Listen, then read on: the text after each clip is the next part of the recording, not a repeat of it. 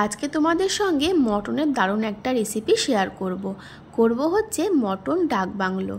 একদম ঝামেলা ছাড়া, কোনো রকম বাইরের উপকরণ লাগবে না, একদম ঘরোয়া উপকরণ দিয়েই এই মটন ডাক বাংলোর রেসিপি তোমাদের সঙ্গে শেয়ার করব। সামনেই দুর্গাপুজো, ভিডিওটা দেখে যদি তোমাদের ভালো লাগে অবশ্যই তোমরা বাড়িতে বানিয়ে দেখো। এই মটন ডাক বাংলো খেতেও কিন্তু গরম গরম ভাতের সাথে বা পোলাওয়ের সাথে, রাইসের সাথে দারুণ লাগে। তো সবার ফার্স্টে কিছু গোটা মশলা নিয়েছি, যেগুলোকে গুঁড়ো করে নেব। নিয়েছি গোটা ধনে, গোটা জিরে, গোটা গরম মশলা, তেজপাতা আর শুকনো লঙ্কা। ড্রাই রোস্ট করে এগুলো একটা পাউডার বানিয়ে নেব। খেয়াল রাখবে এগুলো যেন কোনোভাবে পুড়ে না যায়। এই যে দেখো পাউডার রেডি, একটা কন্টেনারের মধ্যে ঢেলে রেখে দেব।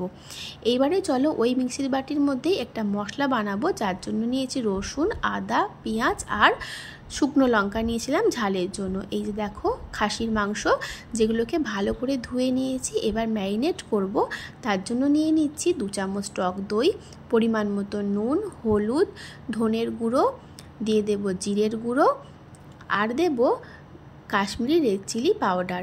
যেহেতু শুকনো লঙ্কা দিয়ে পেস্ট করেছিলাম সেই জন্য গুঁড়ো লঙ্কাটা খুব একটা বেশি, ঝাল লঙ্কাটা খুব একটা বেশি ব্যবহার করিনি।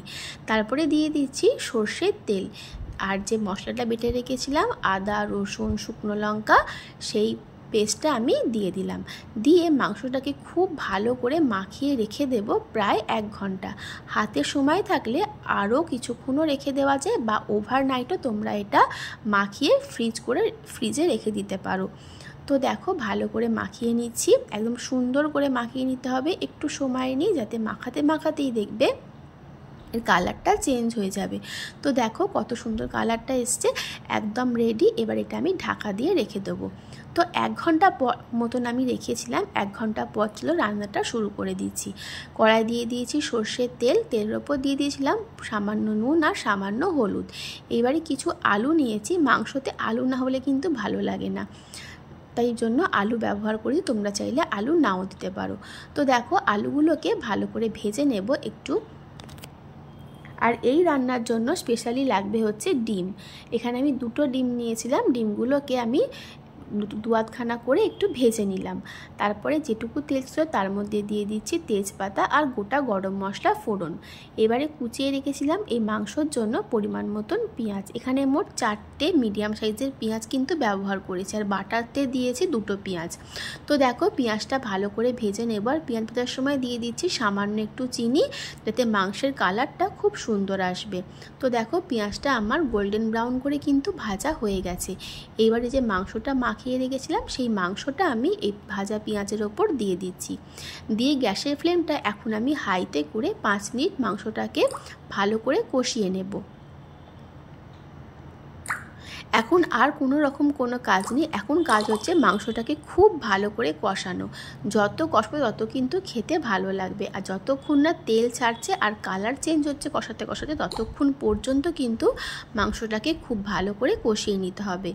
তো দেখো ভালো করে মিশিয়ে নিয়েছি। এবার ঢাকা দিয়ে দেবো, আর এবার ঢাকা দিয়ে গ্যাসের ফ্লেম লো টু মিডিয়ামে করে মাংসটাকে বেশ অনেকটা সময় আমি কষিয়ে নেব।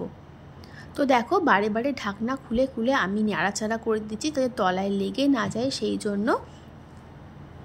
তো এখন শুধু এইটুকুই কাজ, যে মাংসটাকে ঢাকা দিয়ে বারে বারে 10 মিনিট 7 মিনিট অন্তর অন্তর একটু কষিয়ে নেওয়া। তো দেখো মাংসর থেকে কিন্তু অনেকটা তেল রিলিজ করেছে, দেখতেই পাচ্ছ সাইড দিয়ে কত তেল বেরিয়েছে। তো এইভাবে চলো মাংসটাকে বেশ অনেকটা সময় কষিয়ে নিই, তারপরে ফিরে আসছি।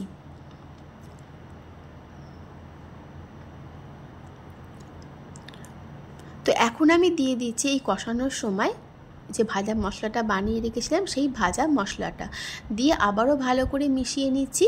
আবারও এটা আমি ঢাকা দিয়ে আরও কিছুক্ষণ কষিয়ে নেব। তো দেখো কত সুন্দরভাবে কষানো হয়ে গেছে, আর দেখতেই পাচ্ছ কালারও কিন্তু চেঞ্জ হয়ে গেছে। এবার আমি গ্যাসের ফ্লেমটা একদম লোতে করে দিয়ে ঢাকা দিয়ে আরও কিছুক্ষণ কষিয়ে নেব। তো দেখো ঢাকা দিয়ে দিচ্ছি, আরও কিছুক্ষণ কষিয়ে নিয়েছি। তারপরে দিয়ে দিচ্ছি ভেজে রাখা আলুগুলো দিয়ে আলুগুলোকেও মাংসর সাথে বেশ ভালো করে একটু মিশিয়ে আরও 10-15 মিনিট কষিয়ে নেব।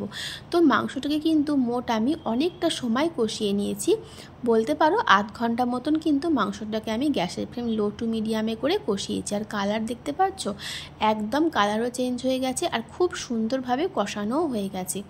এইবারে আমি এর মধ্যে দিয়ে দেব ঝোলের জন্য পরিমাণ মতন জল। যেহেতু মাংসটা আমি কুকারে দিইনি, কড়াতেই সেদ্ধ করব, সেই জন্য এখানে জলের পরিমাণটা একটু বেশি রেখেছি।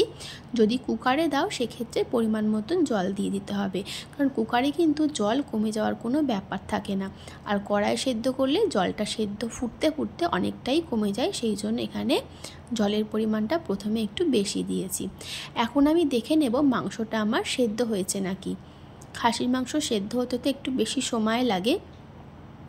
তো দেখো মাংস কিন্তু আমার এখনও সেদ্ধ হয়নি, দেখে নিয়েছি।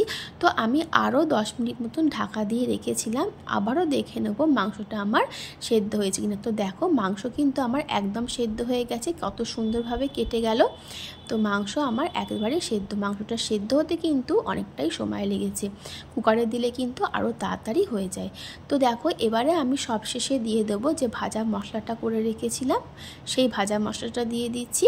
আর যে ডিমগুলোকে ভেজে রেখেছিলাম সেই ডিমগুলোকে আমি এবার এর ওপর থেকে দিয়ে দেব।